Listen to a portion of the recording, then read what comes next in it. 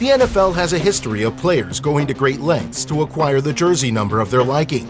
Players are not above begging, bartering, or even bribing teammates with insane amounts of money in exchange for the number they want. Sometimes it's a superstitious belief in the number. Other times, they've chosen a jersey number because it was the same number worn by a relative, or it is the only number they have had since high school. For some NFL players, no price is too high if it means wearing their beloved number. So sit back and relax while we check out how NFL players get their jersey numbers. Before we get into it, show your support by giving us a thumbs up, subscribe, and ringing that notification bell for future updates. It makes sense that most rookies entering the league have some degree of interest in what his number will be, especially as it directly ties to the legacy they forge in the NFL. Not every pro football player is so stubborn when it comes to number assignment. Most players have no problem being flexible on the issue, but some guys will do nearly anything to get the number they desire. Deion Sanders. While a particular number can be elevated by being on the back of a Hall of Famer, on the other side of that coin, there are just some numbers that are inherently more attractive to players and fans than others. A great example of this is Deion Sanders. When he was playing with 21 adorning his back, he appeared smooth and put together compared to when he sported the number 37 toward the end of his career with the Ravens.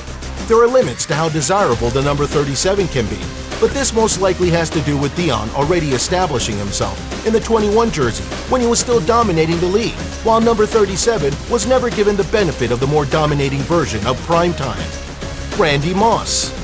Randy Moss is a player that bucked the trend of star players demanding a specific number. He never had a number that most identified him.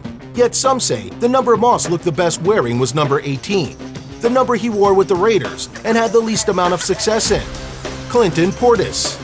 Some players are willing to pay through the nose to get the jersey number they want, depending on how important that number is to the player currently sporting it on their back.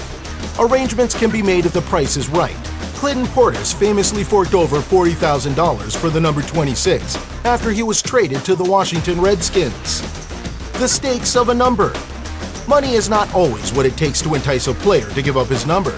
There have also been unique exchanges like kitchen remodels, high-end or even all-expense-paid tropical vacations. The fact that there's a market for NFL jersey numbers is the embodiment of the mentality, everything's for sale. It's just a matter of how much someone's willing to pay. It also provides some insight into just how much a particular jersey number can mean to a player. It's not only the rookies that have to contend with the issue of wanting a specific jersey number and having to jump through hoops to acquire it. When a player is traded to another team or signed in free agency by another squad, there is often a superstitious need to carry over the new team the same jersey number they had been wearing. Depending on who the player is, and more importantly, the potentially positive impact he is expected to have on the team, he may be able to demand the number and receive it due to his clout alone. In other cases, he may have to pay a pretty penny or offer up even more valuable items to give up his number. Tom Brady. When Tom Brady was signed to the Bucs, fans everywhere were shocked, but it would have been more shocking if Tom was wearing a number other than the iconic number 12 he had been wearing his entire career. After the number 12 is in the name of his performance center in Boston TB12, and the number is his lifestyle brand. The problem was, Bucs star receiver Chris Godwin was already sporting the number 12. Brady, who has a reputation as being humble, offered to take a different number, but he didn't have to, as Godwin recognized the need to respect the GOAT's legacy and graciously gave up his number. Detailed notes on Deion Sanders. Deion Sanders is a prime example of a superstar who found himself on a different team after a storied career on another. When Primetime was signed by the Cowboys in 1995, he wanted to keep the number 21 on his chest, as it had been the entire 5 years he played for Atlanta, and it was the best season of his career on the 49ers in 1994. The only thing standing in Deion's way was fellow cornerback Alundis Bryce, who had already laid claim to number 21. Bryce would not be too easy to win over. And in the end, Sanders had to buy Bryce a brand new BMW M5 at the whopping price of $61,000 to facilitate the deal. Eric Decker. When Eric Decker joined the Jets in 2014, he had already been in the league for half a decade. And while he was an average player at best, seeing the locker rooms of 4 different teams in his 8-year career, he nonetheless had an uncompromising desire to keep his jersey number. When Decker joined the Jets roster tight end, Jeff Cumberland was already in the number 87 jersey that Decker coveted. Cumberland would not just roll over for the journeyman receiver. so Decker was forced to hand over $25,000 and cover the bill for a $600 Wagyu steak dinner to persuade Cumberland to give up the jersey. Donovan McNabb. Not all athletes are as greedy as others, and sometimes instead of opting for personal gratification to give up a jersey number, a player instead decides to go to the charitable route. This was the case when Donovan McNabb was traded to the Vikings in 2011. McNabb, who was already a legend in the league at the time, after success in Philadelphia that spanned over a decade, had always worn the number 5 jersey, but number 5 was already owned by Vikings teammate Chris Kluwe. In an act of charity, Kluwe requested McNabb donate $5,000 to the charity of his choice, which McNabb graciously did. Kluwe did, however, have 2 other requests, one being that McNabb mention his band, Tripping Icarus, in no less than 5 press conferences, and the other request was for McNabb to buy him an ice cream cone.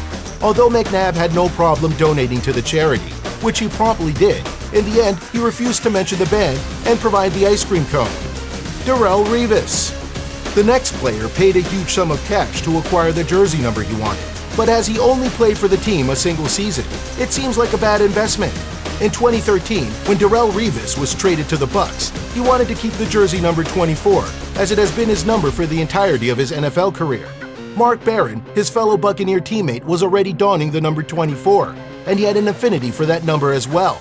Barron would not make it easy for Revis, instead being forced to cough up $60,000 to persuade Barron to swap jerseys with him. He may have regretted the decision, though, as he was traded to another squad after a single season in Tampa Bay.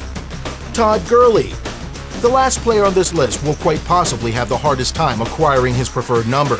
Todd Gurley found himself cut from the Rams in 2020, and during his tenure, he had always worn the number 30 on his back, a number he was all but synonymous with during his career in the NFL.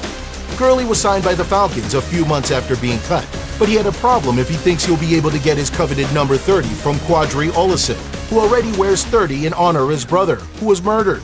It seems no amount of money or exotic automobiles will convince Olison to give up the sentimental jersey number. And since Gurley is a guy who just wants a cut from a team, he does not exactly have the clout to demand it. Looks like Todd Gurley will have to settle for another number, at least while he's a Falcon.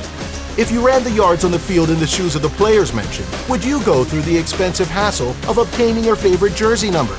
Let us know your thoughts and opinions in the comment section below. Thumbs up if you're new to the channel, subscribe, and ring that notification bell for future updates. Until next time.